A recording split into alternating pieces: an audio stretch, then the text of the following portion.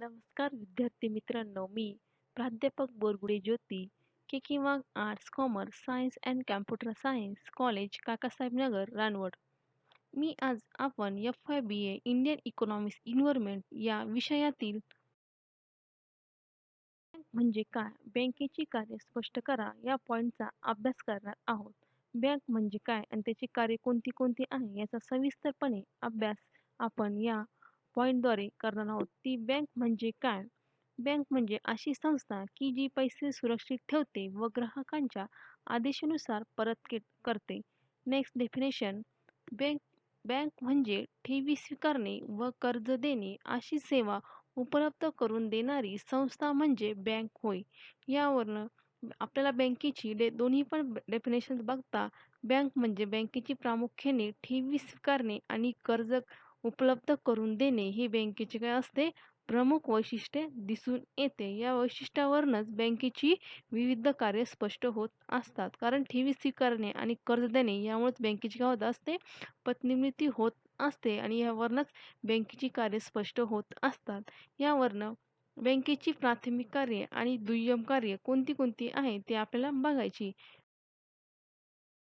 काय आधुनिक काळात भारतात बँका ठेवी स्वीकारणे व कर्ज देणे या सुविधा सभासदांना देत असतात. या कार्यांचा समावेश प्राथमिक कार्यामध्ये होतो. या प्राथमिक कार्यामध्ये कोणत्या कोणत्या ठेवी बँका स्वीकारत असतात ते आपल्याला बघायचे. म्हणजे बँकेचे प्राथमिक कार्य कसं असतं? ठेवी स्वीकारणे आणि कर्ज देणे. या ठेवी स्वीकारण्यामध्ये कोणत्या कोणत्या प्रकारच्या ठेवी बँका स्वीकारतात त्या ठेवी आपल्याला बघायच्या. त्याच्यामध्ये फर्स्ट पॉईंट ठेवी स्वीकारणे. व्यापारी बँकेचे महत्त्वाचं कार्य म्हणजे आपल्या सभासदाकडून किंवा खातेदाराकडून ठेवी स्वीकारणे होय. तसेच या ठेवीवर विशिष्ट दराने व्याज देणे हे बँकेची कार्य असून त्यामध्ये बँका पुढील प्रकारच्या ठेवी स्वीकारतात. म्हणजे बँकेचं महत्त्वाचं कार्य आपण बघितले ठेवी स्वीकारणे आणि त्या ठेवीवर विशिष्ट दराने आकर्षक पद्धतीने काय बँक काय देत असतं त्या सभासदांना किंवा खातेदारांना व्याज देत असतं. आता या ठेवी स्वीकारण्यामध्ये व्यापारी बँका कोणत्या कोणत्या ठेवी स्वीकारत असतात ते आपल्याला बघायचे. त्याच्यामध्ये फर्स्ट पॉईंट चालू खाते. चालू खात्यामध्ये उद्योग असेल, व्यापार व व्यवसायातील लोकांना आपले नेहमीचे बँकिंग विषयक व्यवहार पूर्ण करण्यासाठी हे चालू खाते उपयुक्त असते. या खात्यावरील रकमेला व्याज मिळत नाही, परंतु अधिकांश सवलत मिळते. या खात्यावर ग्राहक दिवसातून कितीही वेळा पैसे भरू शकतो अथवा काढू शकतो. म्हणजे चालू खात्यामध्ये प्रामुख्याने आपण आपल्या अर्थव्यवस्थेमध्ये बघतो, उद्योगमध्ये असेल, व्यापार असेल किंवा ते नेहमीचे बँकिंग विषयक व्यवहार पूर्ण करण्यासाठी जे चालू खाते उपयुक्त असते, त्यांना पूर्ण करण्यासाठी हे खाते उपयुक्त असते आणि या रकमेला बँक कुठल्याही प्रकारचं व्याज देत नाही. कारण या रकमेमध्ये खातेदार दिवसातून कितीही वेळा पैसे टाकू शकतो अथवा काढू शकतो. त्यामुळे या चालू खात्यासुद्धा बँकेला या ठिकाणी व्यक्तीला कोणत्याही प्रकारचं व्याज मिळत नाही. नेक्स्ट पॉइंट खाते. बचत खाते म्हणजे अल्प व मध्यम उत्पन्न गटातील ग्राहकांच्या लहान प्रमाणावरील बचती गोळा करण्याच्या उद्देशाने हे खाते चालवले जाते. या खात्यावरील वरील शिल्लक रकमेवर सर्वसाधारणतः 3 ते 5% दराने व्याज सभासद वा खातेदारांना दिले जाते. आठवड्यातून 2 वेळा पैसे काढण्याची परवानगी असते. या खात्यावरील पैसे काढण्यासाठी मागणीपत्र, विथड्रॉल स्लिप, धनादेश, चेक किंवा ए-टी-एमचा वापर केला जातो. म्हणजे प्रामुख्याने बँका ज्या छोट्या अल्प गट असतील, उत्पन्न गटातील ग्राहक असतील किंवा मध्यम उत्पन्न किंवा छोटे लहान लोक उत्पन्न व्यापारी असतील त्यांना या ठिकाणी बचत करण्याच्या उद्देशाने या ठिकाणी हे खाते काय केले असते चालवले जाते आणि या ठिकाणी त्या खात्यावर त्या खातेदाराला 3 किंवा 5% दराने व्याज सभासद व खातेदारांना दिले जाते. या ठिकाणी या बचत खात्यामध्ये आठवड्यातून 2 वेळा पैसे काढण्याची परवानगी असते आणि हे पैसे काढण्यासाठी विथड्रॉल स्लिप, चेक किंवा ए-टी-एमचा वापर केला जातो. म्हणजे या ठिकाणी ग्राहक काय करतो बँकेमध्ये जाता या ठिकाणी विथड्रॉल स्लिपचा वापर किंवा चेकचा, ए-टी-एमचा वापर करू शकतो या ठिकाणी बचत खात्यामध्ये.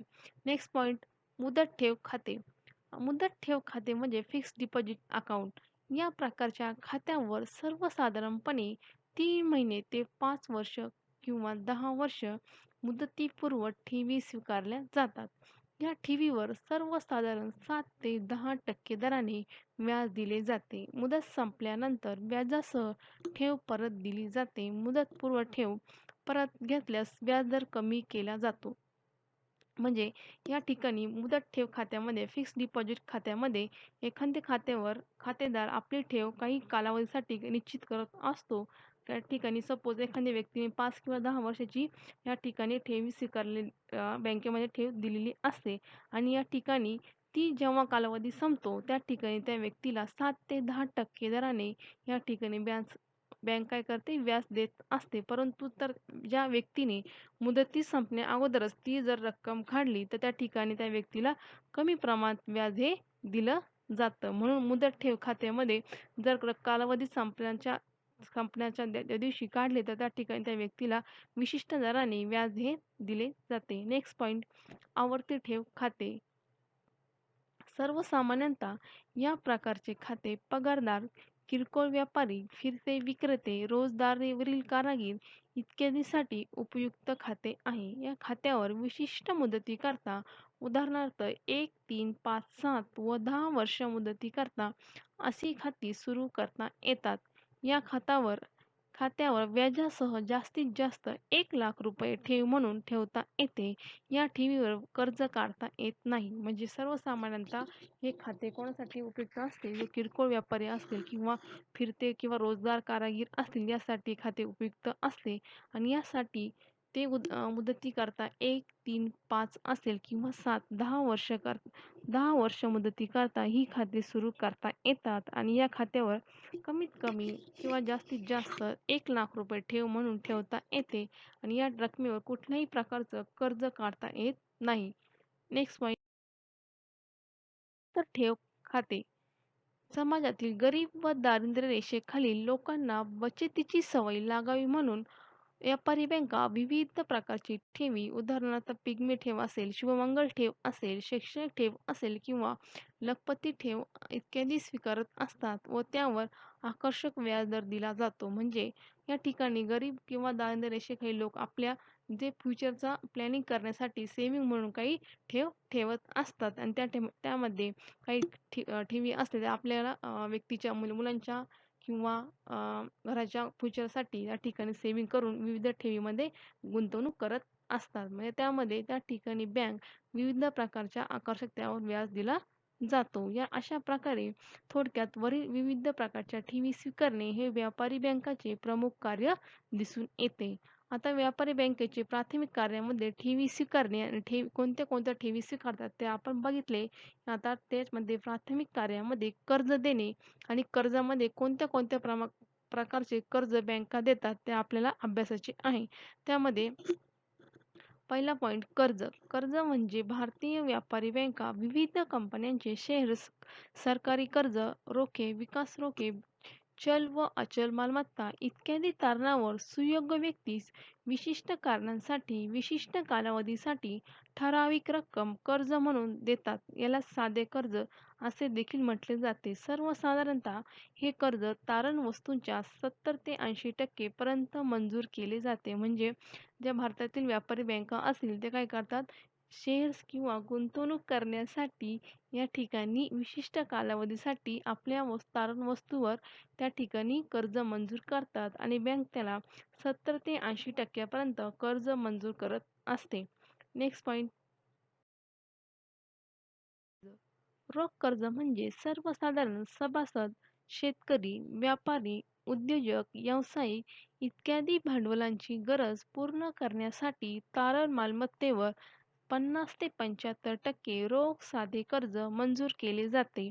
या वापरलेल्या कर्जावर व्याज द्यावे लागते. म्हणजे या ठिकाणी रोख कर्जामध्ये जे शेतकरी असतील किंवा व्यापारी वर्ग असतील त्यांना आपल्या तारणावर त्या ठिकाणी कर्ज मंजूर होते आणि त्या ठिकाणी या 50 ते 75% रोख साधे कर्ज त्या तारण मालमत्तेवर मंजूर केले जाते आणि या कर्जावर त्या खातेदाराला किंवा शेतकरी व्यापारी वर्ग असतील त्यांना विशिष्ट प्रकारचे व्याज द्यावे लागते. नेक्स्ट पॉइंट, अधिकर्ष सवलत.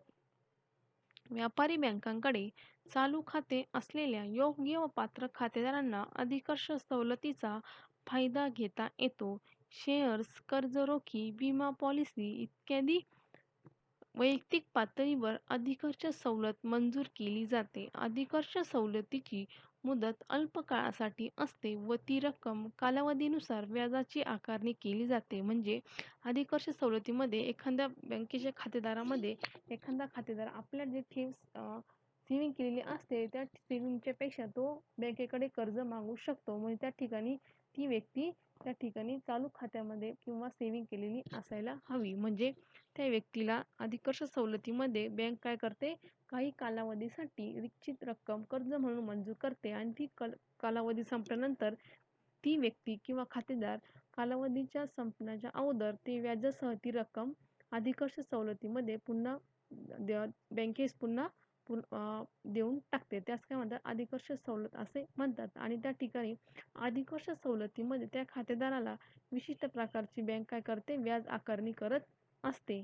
नेक्स्ट पॉइंट, हुंडी स्वीकारणे व वटवणे. व्यापारी बँका आपल्या सभासद व खातेदारांना हुंडी स्वीकारून अल्प मुदतीसाठी पैशाची गरज भागवण्यासाठी अशा प्रकारचे कर्ज देतात. अर्थव्यवस्थेत, उद्योग व्यापारात बरेच व्यवहार उधारीवर व विश्वासावर चालत असतात. घाऊक व्यापारी, किरकोळ व्यापारी उधारीवर माल देत असतात. या सर्व व्यवहारात हमी म्हणून ऋणकावर हुंडी काढली जाते. बँका ग्राहकांच्या वतीने ती हुंडी स्वीकारून धनकोला ती रक्कम अदा करतात आणि व ऋणकोकडून मुदतीपूर्व रक्कम व्याजासह वसूल करतात. या व्यवहारात बँकांना चांगला व्याजदर मिळतो. म्हणजे हुंडी स्वीकारणे आणि वटवणीमध्ये या ठिकाणी आपण बघतो अर्थव्यवस्थेमध्ये काही उद्योग व्यापारामध्ये उधारीवर माल चालत असतो किंवा उधारीवर व्यवहार चालत असतो आणि हा उधारीवर व्यवहार होत असताना तो कसा असतो, विश्वासावर चालत असतो. म्हणजे उदाहरणार्थ बघा, एखाद्या व्यवहारामध्ये ऋणको आणि धनको यांनी धनकोने ऋणकोवर हुंडी काढली असता या ठिकाणी बँक काय करते, ती रक्कम काय करते, धनकोला देऊन टाकते आणि ती विशिष्ट कालावधी संपल्यावर ती रक्कम ऋणकोकडून वसूल करून घेतो आणि ती वसूल करताना व्याजासह ती रक्कम त्याकडे आकारली जाते. म्हणजे या ठिकाणी या व्यवहारामध्ये बँकेला चांगला व्याजदर मिळतो आणि या ठिकाणी चांगला बँकेचा या ठिकाणी व्याजदर आकारत असतो. कार्य, पतपैशाची निर्मिती. पतपैशाची निर्मिती म्हणजे या ठिकाणी बँकेचे प्रमुख कार्य ठेवी स्वीकारणे आणि कर्ज देणे. ठेवी स्वीकारण्यामध्ये बँका काय ठेवी स्वीकारल्यानंतर ती रक्कम पुन्हा बँका दुसऱ्या व्यक्तीला कर्ज म्हणून देत असते. अशा प्रकारे एका व्यक्तीकडून दुसऱ्या व्यक्तीकडे पैसा ट्रान्सफर होत असतो. यामुळे बँकामध्ये पतपैशाची निर्मिती होत असते. अशा प्रकारे आपण बँकेची प्राथमिक कार्य कर्ज देणे व ठेवी स्वीकारणे ही कार्य बघितली आणि ठेवी कोणत्या प्रकारच्या असतात आणि कोणत्या प्रकारच्या बँका कर्ज देतात या कार्याचे आपण सविस्तरपणे अभ्यास केलेला आहे. अशा प्रकारे बँकेचे आपण दुय्यम कार्य कोणती कोणती आहेत ते आपण बघणार आहोत. दुय्यम कार्य, आजच्या गतिमान जगामध्ये व्यापारी बँका वरील कार्याबरोबरच व्यक्ती, समाज, अर्थव्यवस्था व भांडवलशाही अर्थव्यवस्था यांच्या विकासाच्या दृष्टिकोनातून अनेक कार्ये पार पाडतात. त्यांनाच व्यापारी बँकांची दुय्यम कार्ये असे म्हणतात. ती पुढीलप्रमाणे म्हणजे आजच्या गतिमान किंवा अर्थव्यवस्थेमध्ये, भांडवलशाही अर्थव्यवस्थेमध्ये विकासाच्या दृष्टिकोनातून बँका विविध कार्ये पार पाडतात. त्यांनाच व्यापारी बँकांची दुय्यम कार्य देखील म्हटले जाते. ती दुय्यम कार्ये कोणती कोणती आहेत ते आपणास बघायची. त्याच्यामध्ये फर्स्ट पॉईंट, प्रातिनिधिक म्हणून कार्य करणे. चेक, हुंडी, ड्राफ्ट, वचन चिठ्ठी इत्यादींचे पैसे वसूल करणे. नेक्स्ट, ग्राहकांचे विश्वस्त म्हणून कार्य करणे. नेक्स्ट, ग्राहकांचा प्रतिनिधी म्हणून विविध कर भरणे. नेक्स्ट, ग्राहकांच्या गुंतवणुकीसाठी मार्गदर्शन करणे. नेक्स्ट, ग्राहकांच्या वतीने रक्कम जमा करणे. नेक्स्ट, रेल्वे, विमान, पंचतारांकित हॉटेल, पर्यटन केंद्र इत्यादींना आरक्षण करणे. नेक्स्ट, शेअर्स, कर्ज रोख्यांची खरेदी विक्री करणे. ही सर्व कार्य बँका प्रातिनिधिक म्हणून या ठिकाणी कार्य करत असतात. त्यामुळे अर्थव्यवस्थेमध्ये विकासाच्या दृष्टिकोनातून ही कार्य देखील महत्त्वाची ठरतात. बँका आपण बघितली, बँका प्रातिनिधिक म्हणून कार्य करते. तसेच उपयुक्त सेवा म्हणून देखील बँका कार्य करत असतात. ती कोणती-कोणती आहे ते आपणास बघायचे आहे. या ठिकाणी आधुनिक काळामध्ये बँका प्रामुख्याने उत्पादक, उपभोक्ता, उद्योजक, ग्राहक, व्यापारी, व्यावसायिक इत्यादी विविध प्रकारच्या सेवा उपलब्ध करून देत असतात. त्यांना उपयुक्त सेवा कार्य या नावाने संबोधले जात असते. ती कोणती-कोणती उपयुक्त सेवा कार्य आहेत ती पुढीलप्रमाणे म्हणजे या ठिकाणी ग्राहक, व्यापारी काय का विविध सेवा उपलब्ध करून देत असतात. त्या कोणत्या-कोणत्या आहेत ती आपलं पुढीलप्रमाणे. त्याच्यामध्ये फर्स्ट पॉइंट मौल्यवान वस्तू सुरक्षित ठेवणे. नेक्स्ट प्रवासी चेक सुविधा उपलब्ध करून देणे. नेक्स्ट भाव विमे करू म्हणून कार्य करणे. नेक्स्ट विदेशी व्यापारास मदत करणे. नेक्स्ट सांख्यिकीय आकडेवारी गोळा करणे. नेक्स्ट विदेशी विनिमयांचे व्यवहार करणे. नेक्स्ट गुंतवणुकीबाबत ग्राहकांना तज्ञ सेवा पुरवणे. नेक्स्ट ग्राहकांना भांडवल बाजाराविषयी माहिती पुरवणे. अशा प्रकारचे बँका उपयुक्त सेवा म्हणून विविध कार्य करत असतात आणि त्यामुळे या ठिकाणी सभासद असेल किंवा ग्राहक असेल त्याला विविध प्रकारच्या सेवा मिळाल्यामुळे त्या ठिकाणी बँकेचे महत्त्वाचे हे कार्य ठरत असते. नेक्स्ट या ठिकाणी बँका प्रातिनिधिक म्हणून व उपयुक्त सेवा म्हणून कार्य करतात. तसेच बँका आर्थिक व सामाजिक परिवर्तन घडवून आणण्यासाठी काही सामाजिक कार्य देखील पार पाडत असतात. ती कोणती-कोणती आहे ती त्याच्यामध्ये फर्स्ट पॉइंट भांडवल निर्मितीचा वेग वाढवणे. नेक्स्ट आंतरराष्ट्रीय व्यापारास चालना देणे. नेक्स्ट समाजातील आर्थिकदृष्ट्या दुर्बल घटकांना सहाय्य करणे. नेक्स्ट आर्थिक विकासाचा अभिकर्ता म्हणून कार्य करणे. अशा सर्व प्रकारची बँका वरील विविध प्रमाणे कार्य करीत असतात. त्यामुळेच बँकांची जी सामाजिक असेल किंवा आर्थिक असेल किंवा सामाजिक आर्थिक क्षेत्रामध्ये प्रगती दिसून येते आणि विकासाच्या दृष्टिकोनातून बँका ही आपला त्या ठिकाणी गतिमान अर्थव्यवस्थेमध्ये आपला विकास दिसून येतो. अशा प्रकारे बँका आणि बँकेची कार्य हे आज आपण सविस्तरपणे अभ्यास केलेला आहे. Thank you.